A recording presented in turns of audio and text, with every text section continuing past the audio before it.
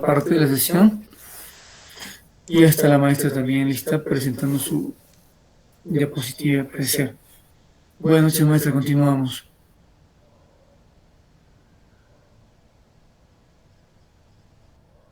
Ok, muchas gracias.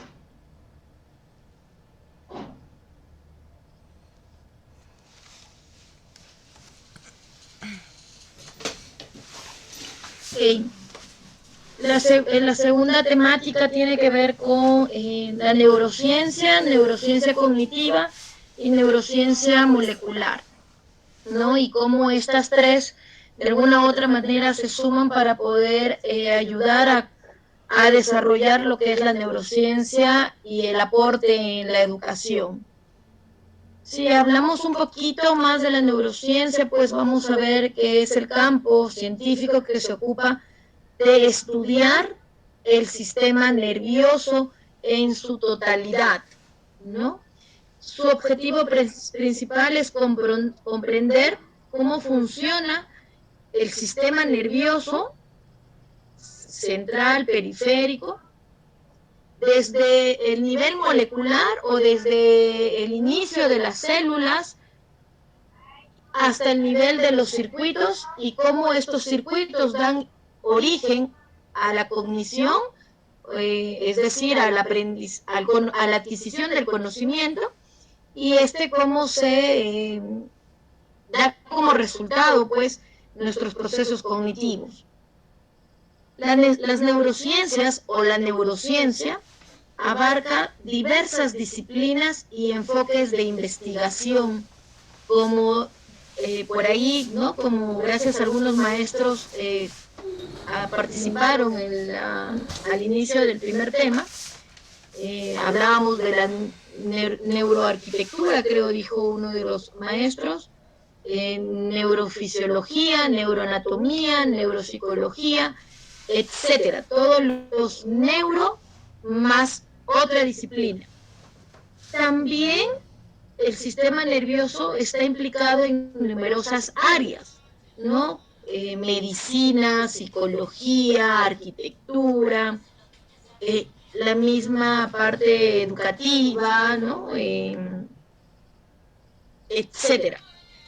Las neurociencias permiten comprender cómo se va a desarrollar, y no solamente cómo se desarrolla, sino cómo trabaja, cómo funciona el cerebro del ser humano.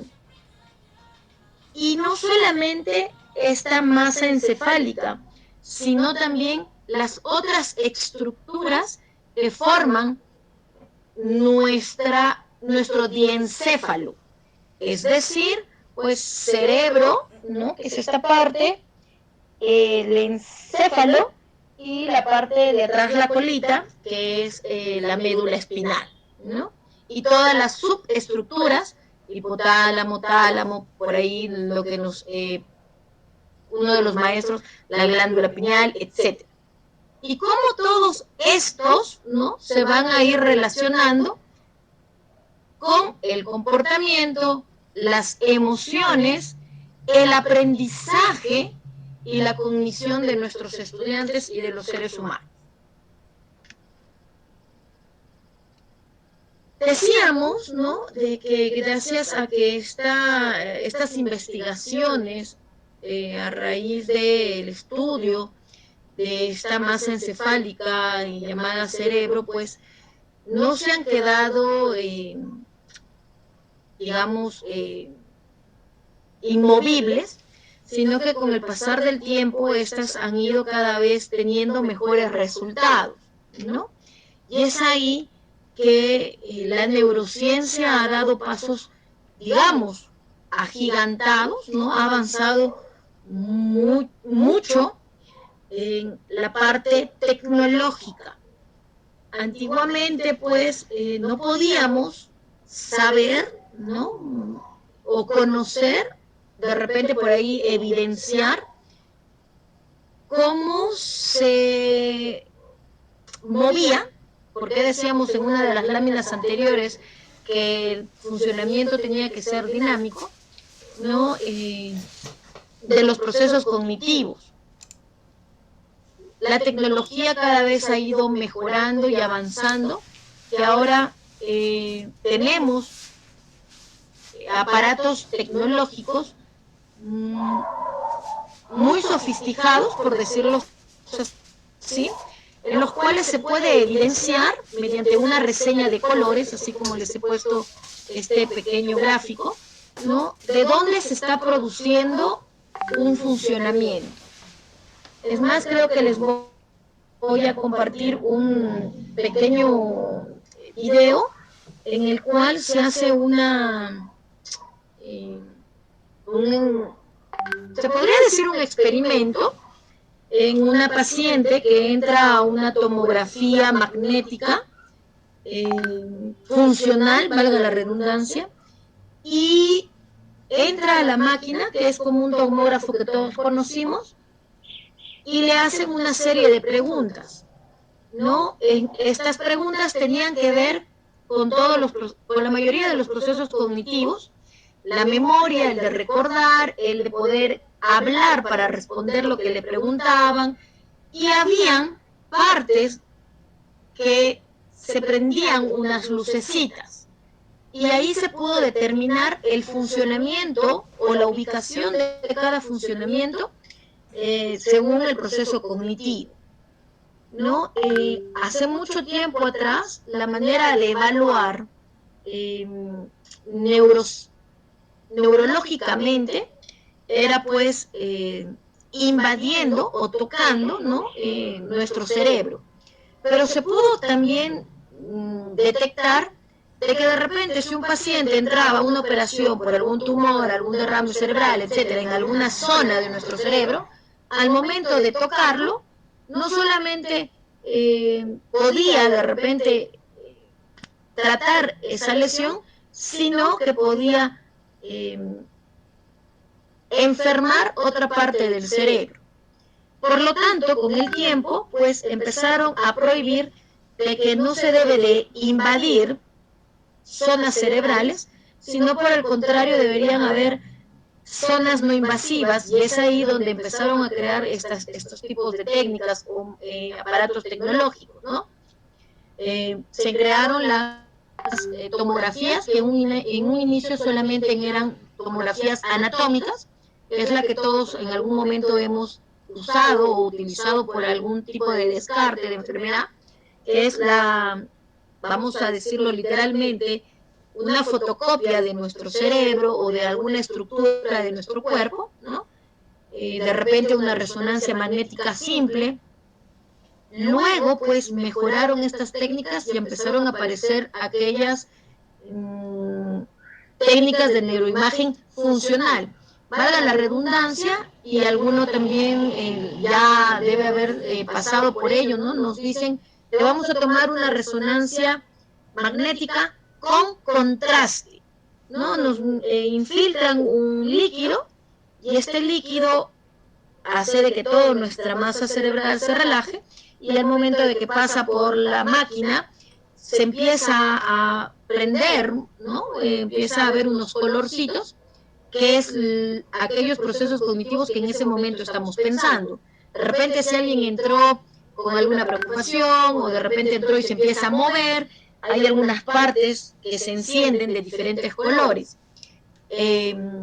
También se está utilizando las técnicas de registros, como los electroencefalogramas, ¿no?, para ver dónde hay descargas eléctricas de nuestro cerebro, es decir, dónde se está ocurriendo un procesamiento de información, donde nosotros los psicólogos decimos dónde está habiendo sinapsis, ¿no?, un pase de una información de una neurona a otra. Estos avances han permitido a los investigadores tener una mayor comprensión de la estructura y su funcionamiento del cerebro, y también de otras estructuras anatómicas de nuestro cerebro. Vamos a ver un poco de la neurociencia cognitiva. La neurociencia cognitiva, pues, les he hecho un pequeño gráfico para que podamos comprenderlo de repente un poco mejor.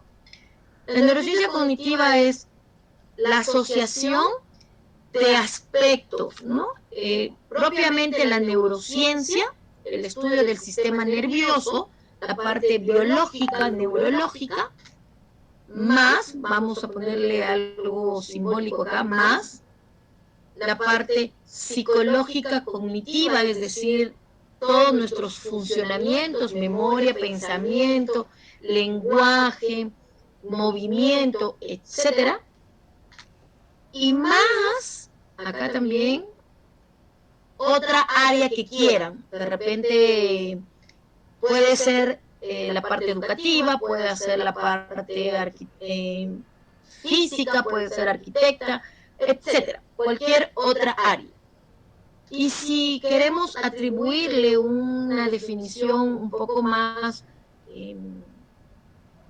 teórica, vamos a decir pues que es un campo multidisciplinario que se ocupa del estudio de cómo el cerebro humano va a crear, ¿no? Neurociencia, miren cómo el cerebro humano va a crear, va a controlar, cómo va a procesar el pensamiento, el lenguaje, la resolución de problemas y la memoria en determinada área o situación. ¿Sí? ¿Qué más podemos decir de la neurociencia cognitiva? Esta neurociencia cognitiva pues relaciona la estructura biológica, anatómica, recuerden por favor, con los procesos neuronales y estas a la vez con las funciones cognitivas superiores o procesos cognitivos. Nosotros en el desarrollo de esta capacitación, de este diplomado, estamos manejando 4 procesos cognitivos, que es el pensamiento, el lenguaje, resolución de problemas y la memoria.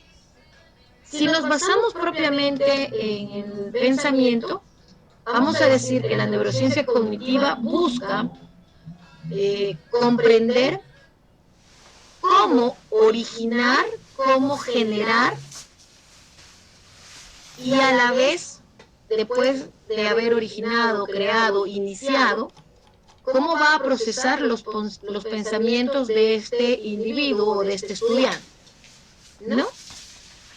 Si hablamos del lenguaje, pues este tiene que ver cómo el ser humano va a adquirir, cómo va a procesar y cómo va a comprender el lenguaje.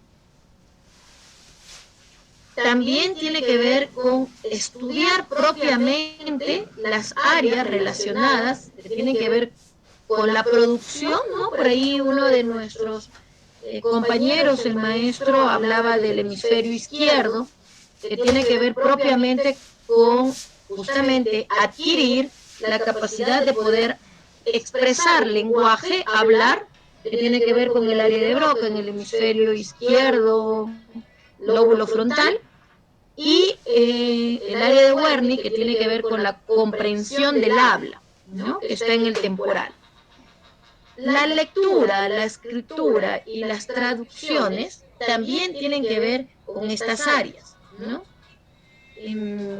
Al momento, el lóbulo, la parte primaria del lóbulo frontal del hemisferio izquierdo tiene que ver con iniciar aquellos procesos motores para que podamos mover la boca y poder hablar, para que podamos inervar nuestros músculos y poder escribir, y de repente originar nuestros músculos de la parte de la visión para que estos puedan de una u otra manera emitir o empezar la lectura. También pasa lo mismo cuando hablamos del área de Wernicke, de la comprensión, ¿no?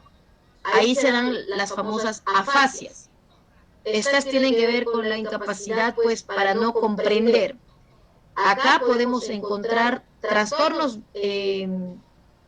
neurológicos por una lesión, ¿no? Cuando la persona no puede leer, cuando no puede comprender y cuando no puede escribir, que van a ser diferentes, como les decía antes del break, a las dificultades, ¿no? Las dificultades se presentan por un problema ambiental y también tenemos dificultades a la hora de hablar, a la hora de leer y a la hora de escribir. Hace mucho tiempo, para nosotros los psicólogos, la dislalia era un trastorno del habla, ¿no? Ahora, gracias a la neurociencia, podríamos decir que la dislalia ya no es un trastorno, sino es una dificultad, y esta tiene que ver por justamente el ambiente, ¿no? Muchos padres engreímos, sobreprotegemos y no expresamos bien a nuestros hijos el lenguaje, y por lo tanto ellos presentan con una incapacidad para pronunciar las palabras. No es neurológico, no es una deformación bucofonatoria, sino al contrario es un componente ambiental. Si nos vamos a la resolución de problemas, la parte de la neurociencia cognitiva va a investigar cómo el cerebro aborda y soluciona los problemas, ya sea a través del razonamiento lógico, la creatividad o la aplicación de estrategias específicas, ¿no? Acá nuestro compañero, el maestro, hablaba del hemisferio derecho, que tiene que ver con la creatividad, lo simbólico, las imágenes, etc. Y justamente el frontal tiene que ver con la solución de los problemas, tiene que ver con la memoria del trabajo, aquellas personas que podemos realizar dos acciones a más, ¿no? Sin ningún tipo de inconveniente.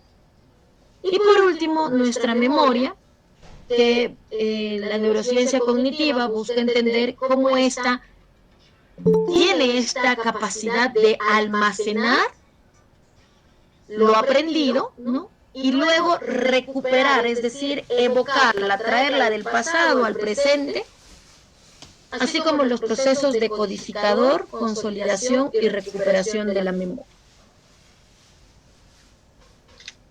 La neurociencia molecular, por el contrario, es el estudio de los procesos biológicos, ¿sí? A nivel celular y molecular, y que de alguna u otra manera están completamente relacionadas con las neuronas y el sistema nervioso central en su conjunto. Esta es una disciplina de la neurociencia y por lo tanto busca comprender cómo la parte genética, ¿no? Los genes, los fenotipos y las proteínas y de repente todo tipo de molécula que está dentro de nuestro sistema nervioso interactúan e influyen a la hora de poder transmitir señales y también poder entender cómo nuestras neuronas tienen esta capacidad de plasticidad neuronal, ¿no? La última teoría al inicio de la neuropsicología habla de las neuronas solapadas, ¿no? No sé si han escuchado ustedes alguna vez que les han dicho no estornudes, porque cada vez que estornudas se te mueren las neuronas, ¿no? Bueno, son creencias y prejuicios que muchas veces los repetimos como un patrón, ¿no? Cultural. Esto no es cierto. Tampoco no es que todas las neuronas puedan cumplir todas las funciones. Hay neuronas específicas para cada proceso cognitivo, pero también hay un grupo de neuronas que forman parte de esta última mención, ¿no? De la plasticidad neuronal.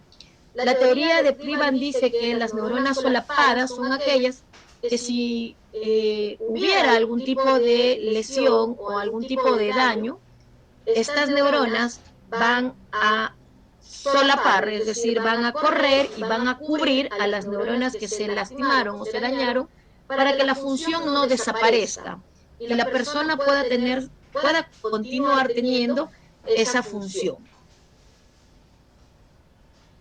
La neurociencia molecular también tiene que ver con 4 aspectos, ¿no? Propiamente es la parte genética, la expresión génica neuronal. Estas tienen que ver cómo en cada uno de nosotros los genes se van a activar, se van a despertar, o por el contrario, se van a desactivar y se van a dormir, ¿no? Y cómo esta expresión genética influye en la formación y desarrollo neuronal, así como en la función cerebral.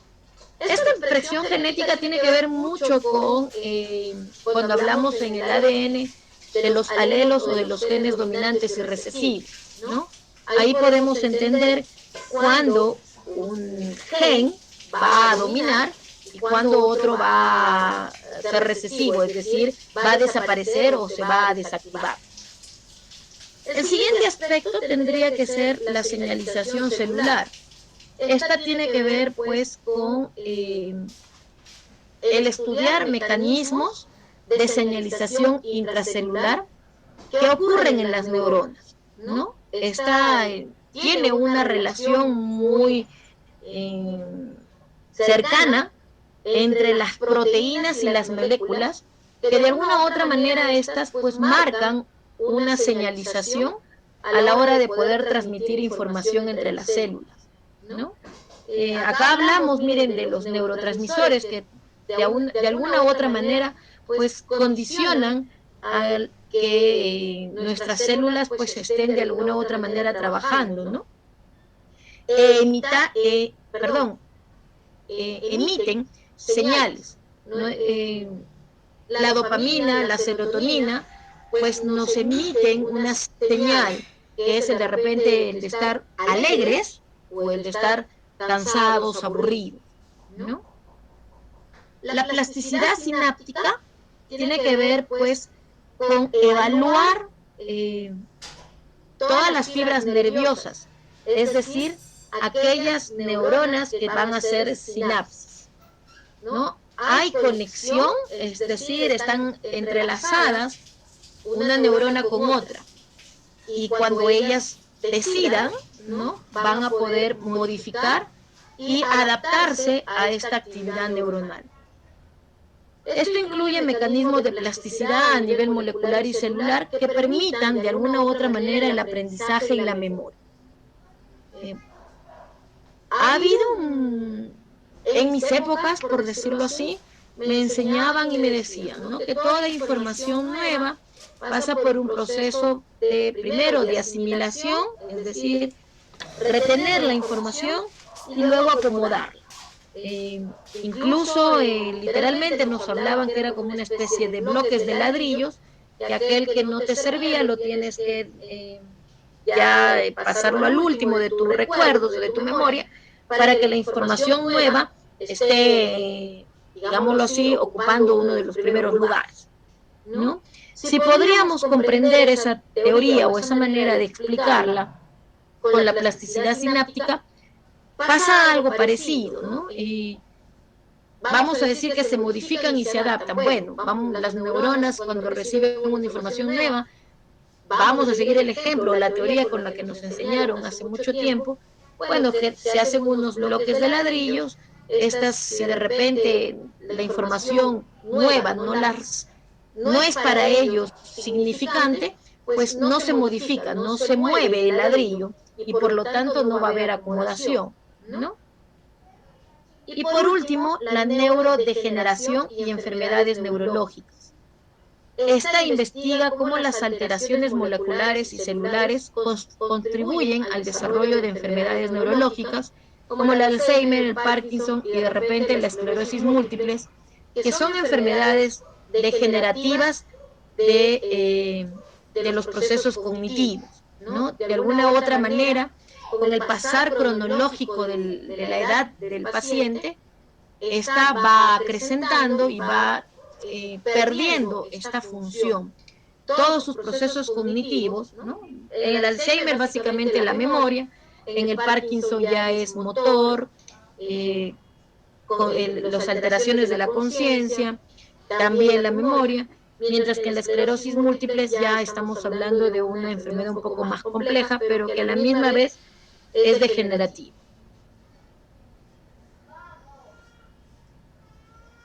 El hombre, si se lo propone, puede llegar a ser escultor de su propio cerebro. Tenemos que recibir información, saberla almacenar, saberla evocar, ¿no? Y de alguna u otra manera, si nosotros, siendo buenos docentes, podemos trabajar con adecuadamente con nuestros procesos cognitivos, también vamos a conseguir lo mismo con nuestros estudiantes. Gracias. ¿Alguna pregunta? Sí, doctora, muy buenas noches. Muy interesante el tema y propicio, ¿no? En lo que se refiere a nuestra competencia como docentes en el aula, aprender todos estos tópicos. Disculpe que peque de suspicaz, pero usted manifestaba que en el cuarto módulo vamos a poder aprender algunas estrategias, ¿no? Para poder justamente manejar, ¿no? Manejar todos estos desafíos que personalmente me encuentro día a día, ¿no? Con mis estudiantes, ¿no? Hablaba usted de las afasias, ¿no?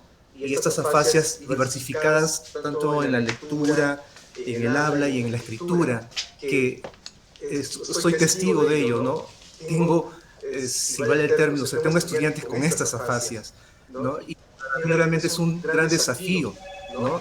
En su experiencia, ¿no? O en todo caso, podría compartirnos experiencias exitosas, ¿no? En las cuales estrategias específicas hayan permitido, pues, corregir estas afasias. Es posible, es alcanzable. ¿Qué nos pudiera decir al respecto? Ok, gracias, maestro Carlos. Mire, vamos a entender primero que si hablamos de afasias, es un trastorno. Al ser trastorno, hay una lesión neurológica, ¿sí? Hay un daño en la parte, si hablamos, perdón, de comprensión, en el temporal.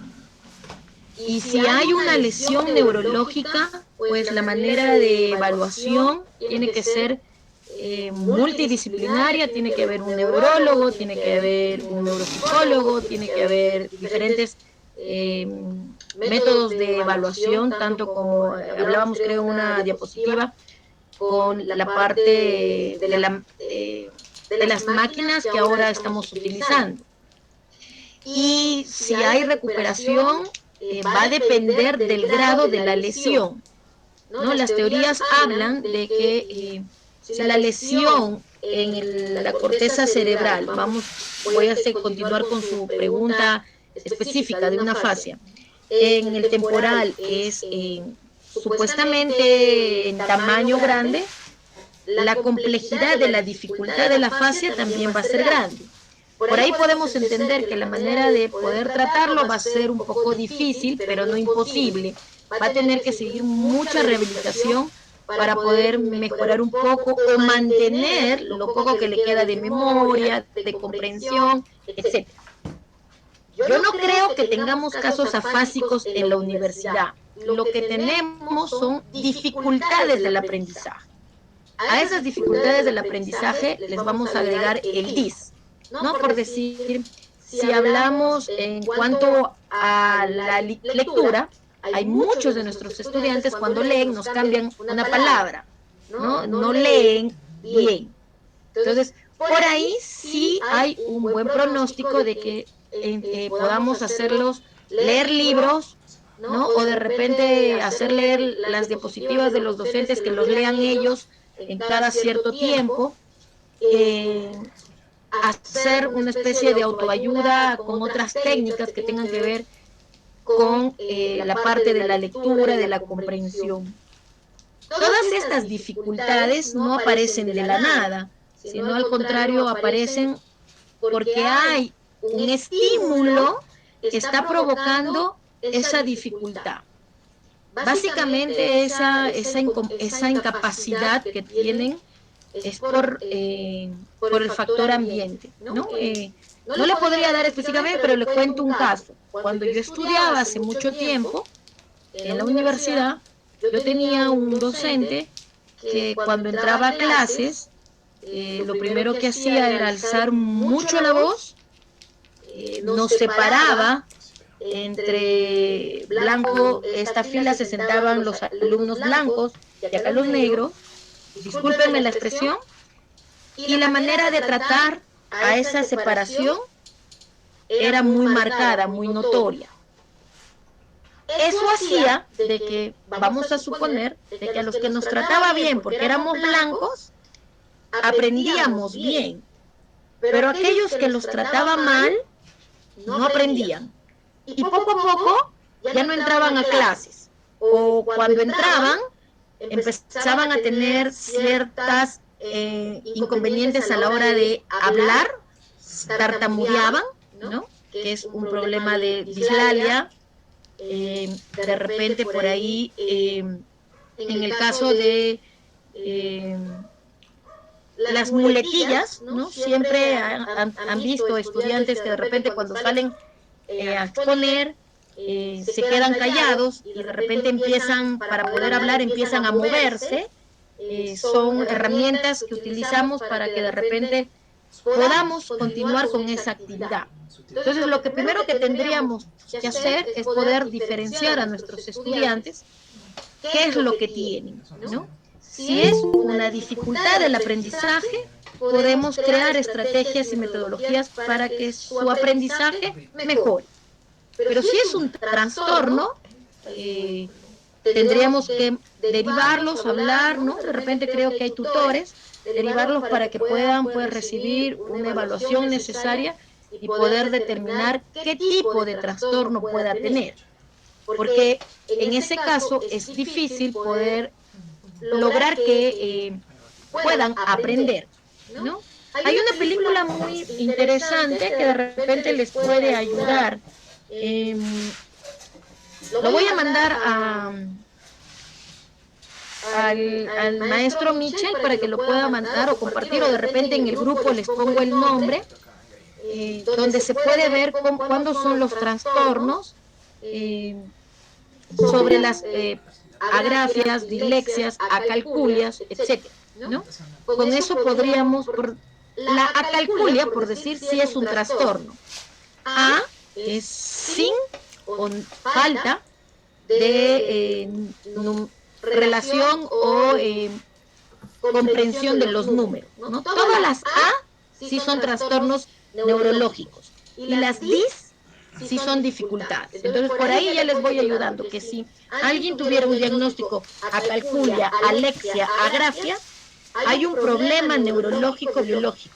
Por lo tanto, va a haber una dificultad de que verdaderamente pueda aprender. Pero si son discalculia, disgrafia, dislexia, el problema es manejable. Podemos buscar técnicas, podemos buscar terapia para poderlo ayudar a que pueda aprender.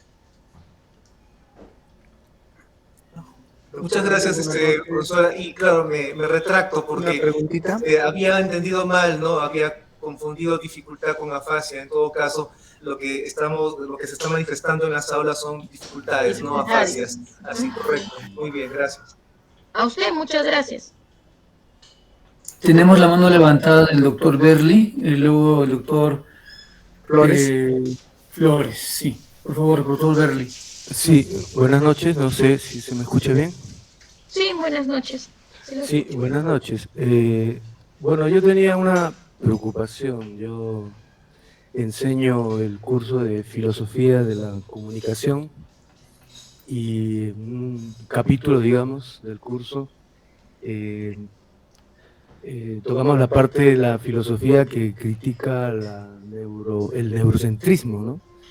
Me gustaría saber un poco qué opina usted de eso, especialmente los filósofos que postulan, digamos, la llamada filosofía de la mente, ¿no?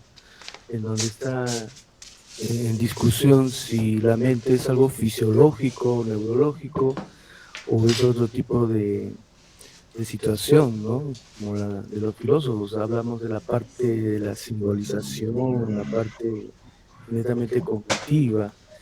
Bueno, en conclusión, los filósofos rechazan la parte del neurocentrismo, diciendo que no todo es neurológico, no todo es el cerebro, ¿no?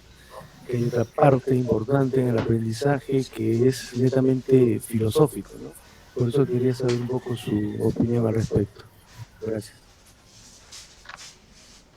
Gracias. Bueno, ¿no? Si me hace como un análisis crítico, mi apreciación, cierto, no todo en el aprendizaje tiene que ver con neurológico, biológico, ¿no? Hablábamos en una de las diapositivas, creo que de la primera parte, que veíamos que es la suma de, ¿no? No es que la genética influya o modifique tu conducta. Entonces, de la misma manera, no solamente todo está en la parte cerebral, por decirlo así, ¿no? Sino que esta tiene que ver también mucho con la parte de la experiencia, de lo vivencial, de las relaciones que podemos tener, es la suma de ambos, ¿no? Y la parte filosófica, pues, es la parte que inicia todo, ¿no? Desde un inicio, de repente, la mayoría de los aportes que se dio en la filosofía era, pues, antes de la ciencia, por decirlo así, y en base a ellos empezó todo a cambiar, ¿no? A modificar. Si hablo de la filosofía de repente basada en mi carrera y en lo que también nosotros tenemos que saber es que antes pues se decía que habían la teoría dualista, dos, ¿no? Mente y cuerpo. Entonces por ahí no podría yo decir que solamente va a haber mente, sino que ya estamos hablando de dos aspectos que se relacionan para poder regir al ser humano o el comportamiento. Y de la misma manera, si lo plasmo o lo corro a la parte educativa y del aprendizaje, no solamente pues tiene que ver con el cerebro, sino también la suma de varias cosas, ¿no? Hablábamos hace un ratito de repente que la incapacidad de que el alumno no pueda de repente aprender no solamente es de él y de lo que tenga en su cerebrito, sino también de otros aspectos que están fuera de él. Entonces ya no es uno solo, sino es la suma de dos o varios aspectos.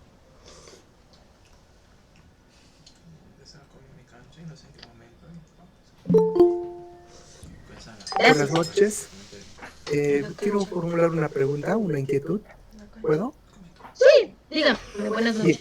¿Cómo está usted, doctora Fernández? Primeramente quiero felicitarlo por su brillante exposición. Mi inquietud es con respecto a la existencia de alumnos con problemas neurológicos dentro de la universidad. Esto muy probablemente sea debido a la ley 29973, que es la ley general de la persona con discapacidad, el cual permite en su artículo 38 el 5% de vacantes a la universidad. Entonces, tenemos ya esos alumnos dentro de la universidad. Entonces, mi inquietud es, usted decía anteriormente, necesitamos neurólogos también que van y deben acompañar a estas personas para que puedan tener un mejor aprendizaje dentro de su formación profesional. Si esto fuera así, entonces, ¿qué estrategias nos recomendaría usted para poder tratar a estos estudiantes que tengan estos tipos de problemas neurológicos?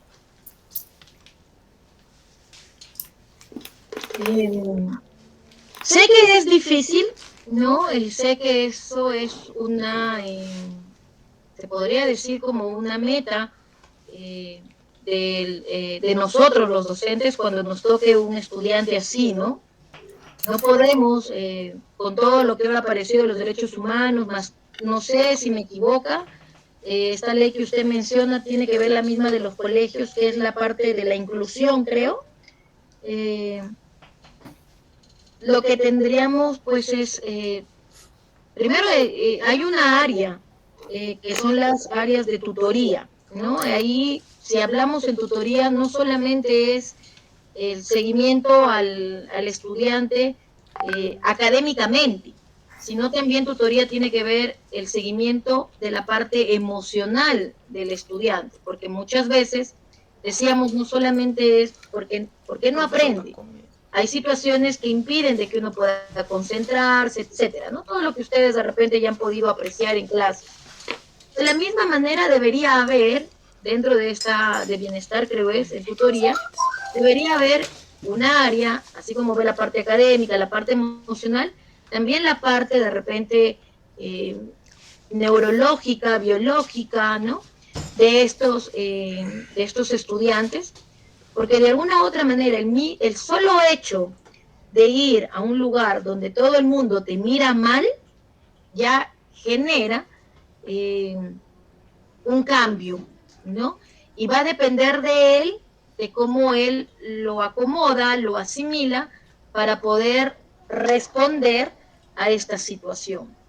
Pero eso ya lo que se debería hacer que cada escuela, ¿no? Cada escuela, cada facultad, lo que debe de solicitar, si es que tuviera este tipo de estudiantes, es de que bienestar también tenga un profesional encargado o especialista para este tipo de estudiantes. Más que todo, ¿no? Si hablamos de discapacidades, como usted lo dijo, neurológicas, ¿no? Porque de repente las discapacidades físicas son un poco más fácil de manejarlas. Okay. Buenas noches. Podría preguntar, discúlpenme. Gracias, señor Víctor. Sí, dígame, señora Vitaliana. Doctora, en verdad, lo que hoy día estamos enfrentando en la realidad son muchos problemas sociales y principalmente a los estudiantes, a personas que lo vemos, ¿no?, con una discapacidad física o discapacidad mental. Esto, con la ley inclusiva, no se ha podido hacer nada, porque tanto en las escuelas, en los colegios, lo incluyen y a la vez los excluyen, porque no les dan un verdadero acompañamiento. Y yo les puedo contar en mi vida propia, tengo a mi hijo que tiene Gines de la Tourette, movimientos involuntarios.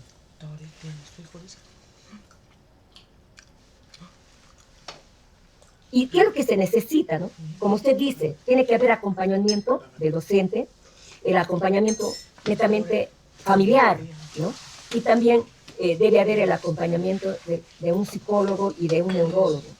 Pero esto no existe, no hay, ¿no? Hasta ahora, en las escuelas peor, si en las universidades públicas no están atendiendo de esta manera, es peor en las escuelas, o sea, en básica regular. Entonces, lo que usted está hablando es muy importante, el aspecto de la tutoría. ¿Cómo es que el docente universitario debe hacer el seguimiento a sus estudiantes? Aquellos que, por ejemplo, tienen dificultades, como decía el colega, ¿no? La dificultad que tiene para hablar, ¿no? O sea, muchachos tímidos, netamente que vienen a la universidad deprimidos, con muchos problemas. ¿Qué estamos haciendo frente a esos problemas? Casi nada, ¿no? Y además tenemos muchos estudiantes con riesgo académico y sin embargo no hay ese seguimiento que se debe hacer. Entonces, y les cuento que mi hijo, con este apoyo, netamente casi de su familia, ha podido terminar la profesión de sociología y hoy ha terminado la profesión de psicología en la Universidad Juan. Y eso le ha ayudado bastante para poder, en verdad, mantenerse ante la sociedad, porque la sociedad así nomás no recibe a las personas que tienen estas necesidades diferentes. Entonces, a mí me da, en verdad, mucha alegría de que hoy se esté llevando a cabo este curso, ¿no? Y usted con esas sabias, como psicóloga, experiencias, ¿no?, nos da bastante luces a los docentes universitarios, cómo nosotros debemos actuar frente a estos estudiantes con necesidades especiales, porque ya pasaron a aula inclusiva. Por lo tanto, la universidad debe de cumplir, ya debe de cumplir esta ley, ¿no?, de incluir a estos estudiantes, de darle la mejor atención para que ellos puedan desarrollar, mejorar su calidad de vida principalmente, ¿no? Y sobre todo felicidad. Estimada doctora, le quería preguntar, de todas maneras, para el aprendizaje ha tenido que ver mucho nuestro sistema nervioso, la memoria, la atención, la motivación, ¿no? y hemos visto que el desarrollo del cerebro se ha dado pues netamente por el desarrollo biológico y el desarrollo también del medio ambiente. Pero para el aprendizaje, ¿usted qué nos puede afirmar sobre el problema de las emociones? ¿Cómo influyen las emociones en el aprendizaje del estudiante? Muchas gracias, doctor. Ok, muchas gracias, maestra Vitaliana, ¿no? Sí, creo que la primera parte sí fue un comentario, ¿no? Y sí, da mucha pena que nuestras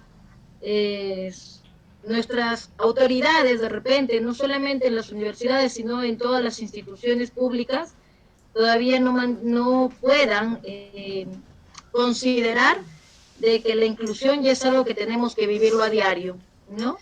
Y esto es un patrón que lo repetimos todos. Muchas veces echamos o hablamos de los demás, pero tampoco no nos vemos nosotros. Eso tiene que cambiar desde nosotros para poder entender que todos somos iguales, habiendo diferencias, de repente no observables, ¿no? Porque muchas de los trastornos neurológicos no se ven, pero aceptarlas. Y en cuanto a su pregunta, maestra Vitaliana, sí, comentábamos, creo, con el aporte de uno de los colegas, ¿no? De las emociones tienen que ver mucho en cuanto uno quiera y pueda aprender. Y hacíamos el ejemplo con lo que está pasando ahora, ¿no? Uno de los colegas hablaba de la política y cuando hace algo malo, algo bueno, la corrupción, etc. Nuestras emociones van a reaccionar o van a salir del inconsciente de nuestro ser dependiendo de la situación que nos toque. Si lo asociamos con el aprendizaje, si es una situación bonita, de repente en la que, no sé, voy a hacer el ejemplo con lo de hoy, ¿no?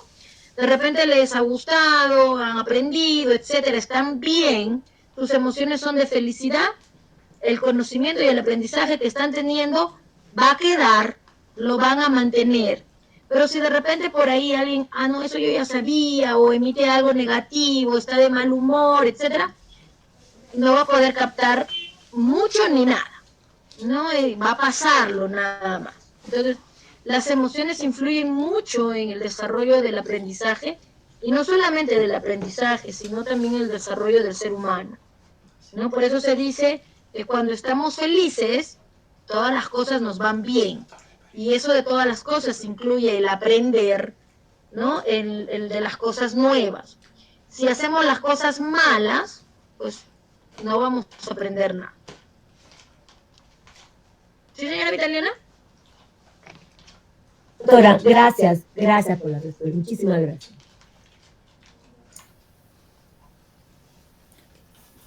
Bueno, doctora, si me permite, agradecer de repente a todos los maestras que estuvieron presentes hoy en la clase. Bueno, la clase hemos concluido ya 5 minutos más estamos. Quizá si los docentes aún pueden hacer consultas, podemos darles unos minutos, quizá unos 4 minutos hasta las 9:10. ¿Estamos de acuerdo? Y ahí cerraríamos la actividad y guardamos de repente todas las consultas para la clase presencial del día jueves. Algunas acciones en cuanto a la clase de hoy. La doctora va a elaborar una evaluación que vamos a compartir por el grupo de WhatsApp para que puedan responder de acuerdo al aprendido del día de hoy. Dejo, maestra, de repente algunas inquietudes, unos minutos hasta las 9:10. ¿Sería posible?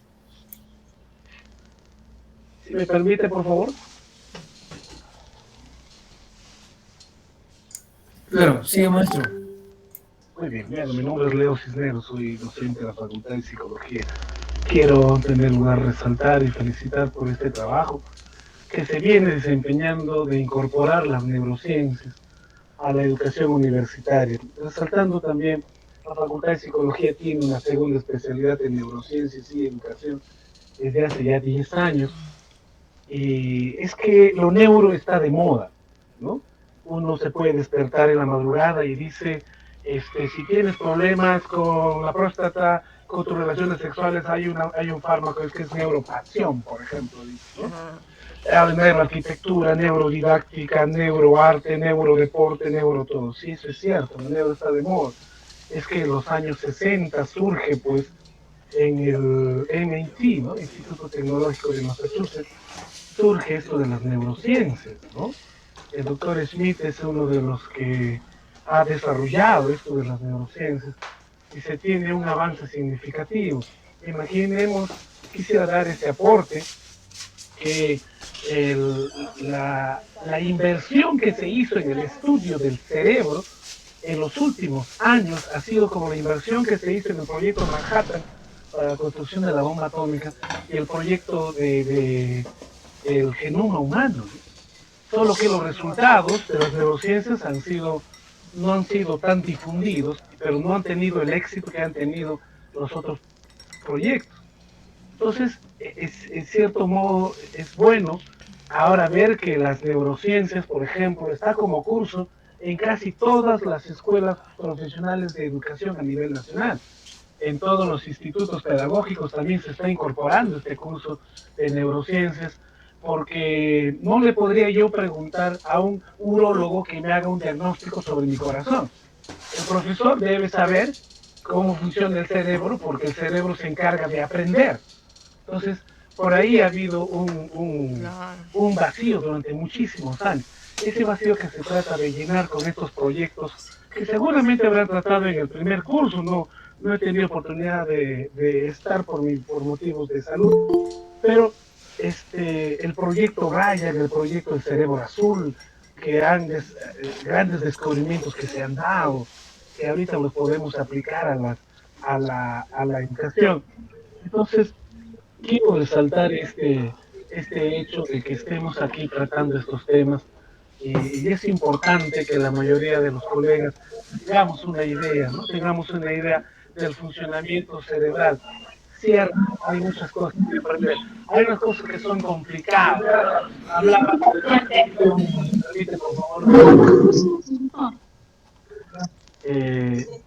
de psicología.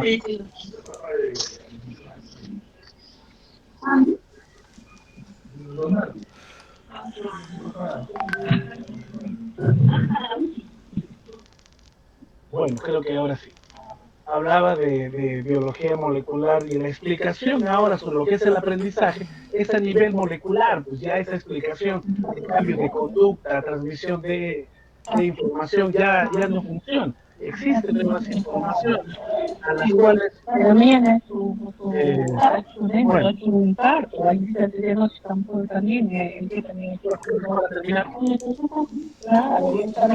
Maestra Gladys, por favor, su audio.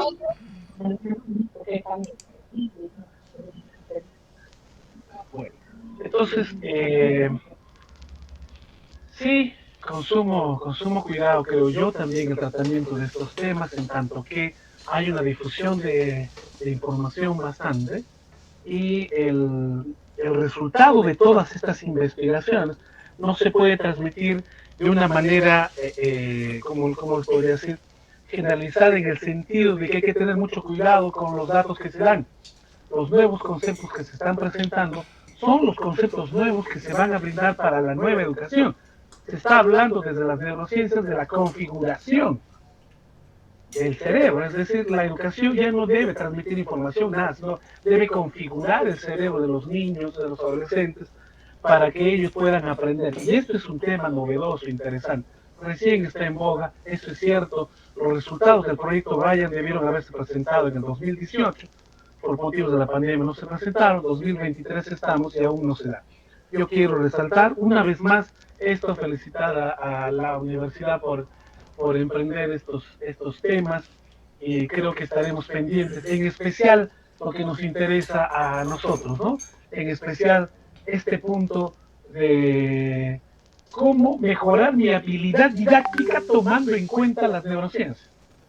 Entonces, esto no se escapa el constructivismo, no se escapa las competencias, más bien nos une. Yo creo que ya en el proceso mismo de la conversación que vamos a tener con los temas, vamos a poder ampliar y llegar a puntos de buen acuerdo referente a la temática. Muchísimas gracias. Ese era mi aporte por el día de hoy.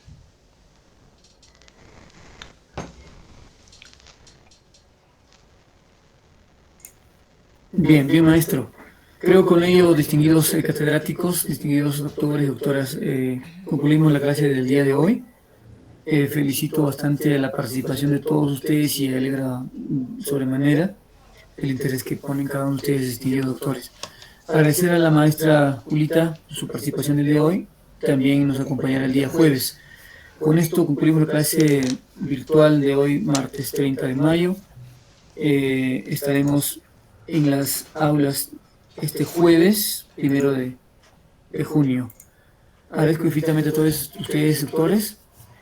Muchas gracias. Hoy concluimos la clase siendo las 9:13. Muchas gracias, muy bien, a todos ustedes. Me sus palabras a usted, doctora Julita, para terminar. Muchas gracias a todos. Así tenemos que hacer las clases, no solamente en la capacitación, sino también en nuestros salones, ¿no? Proactivas, dinámicas, siempre aportando y haciendo que cada uno de los estudiantes también participen de ello. Gracias, buenas noches.